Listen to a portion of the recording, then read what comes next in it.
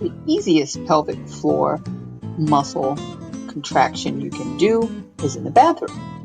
You go to the bathroom, try to practice slowing down the urination process, speeding it up and back and forth like that, and also try to slow down the defecation process. So when you go to do number 2, try to slow that down as well. You'll still be working on those pelvic floor stabilization muscles. If you're not in the restroom, you can still work on those pelvic floor stabilization muscles when you have to pass gas. So try not to pass gas or hold it in, as they say. When you're holding it in, you are essentially using those pelvic floor muscles in action. Try doing that standing, sitting, or lying so you can get a really good feel for how that feels. After you feel like you've mastered stabilizing your pelvis or contracting those pelvic muscles, now move on to tilting your pelvis. These following exercises are going to help you practice tilting your pelvis. Do not move on to the following exercises until you feel you have mastered the previous ones. As I start the pelvic tilt standing, notice how I tilt my pelvis backwards by tucking my tailbone under. It almost looks like I'm initially pushing my bum backwards and then bringing it under forwards.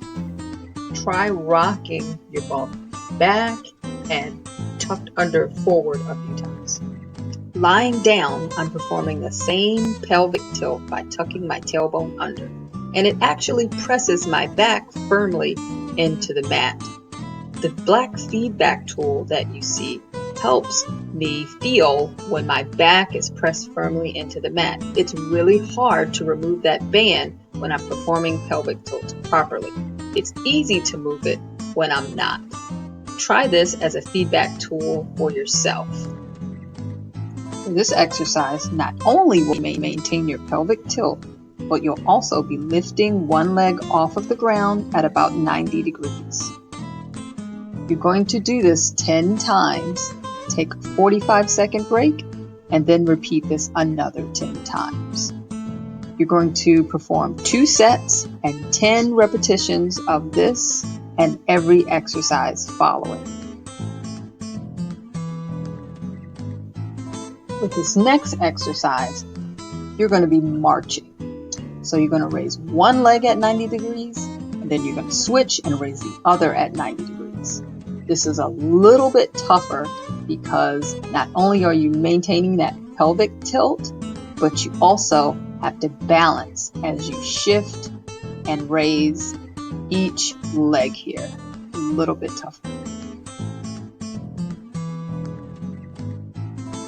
For this exercise, you're going to have one foot off of the ground the entire time. So leaving that other one on the ground is going to provide a good amount of stabilization for your pelvic core.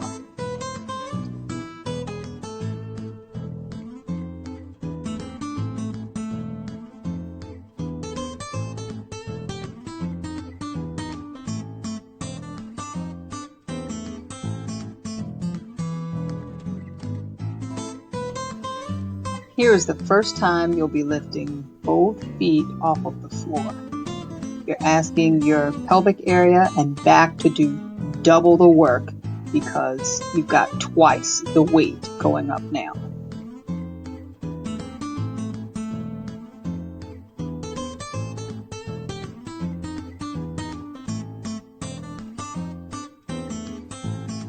So for this next modified exercise, not only do you have to hold up both legs, but you also have to maintain your balance and pelvic stabilization while your leg is moving back and forth.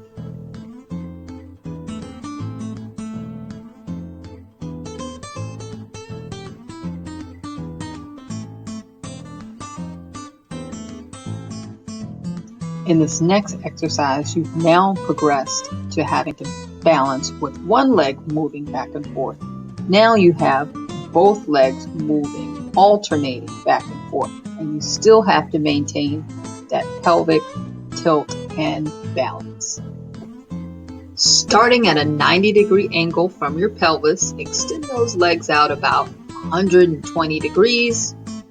Once you find that you can maintain your pelvic tilt longer, you can extend further down towards the ground, closer to 180 degrees. If you feel yourself losing your pelvic tilt, know that you cannot extend your legs out that far just yet.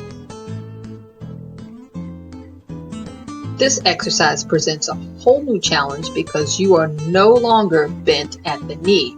Your legs are fully extended at 90 degrees and you're lowering one leg close to the ground at about 180 degrees. Try to maintain that pelvic tilt still and try not to touch your heel to the ground if you can.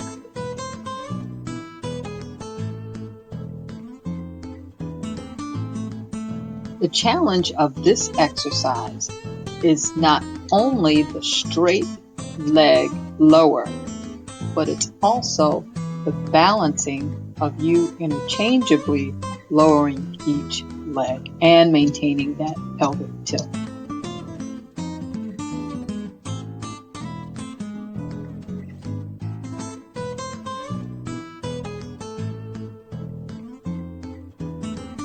This last exercise is the most challenging because not only do you start with both legs fully extended at 90 degrees, you lower them both close to 180 degrees towards the ground.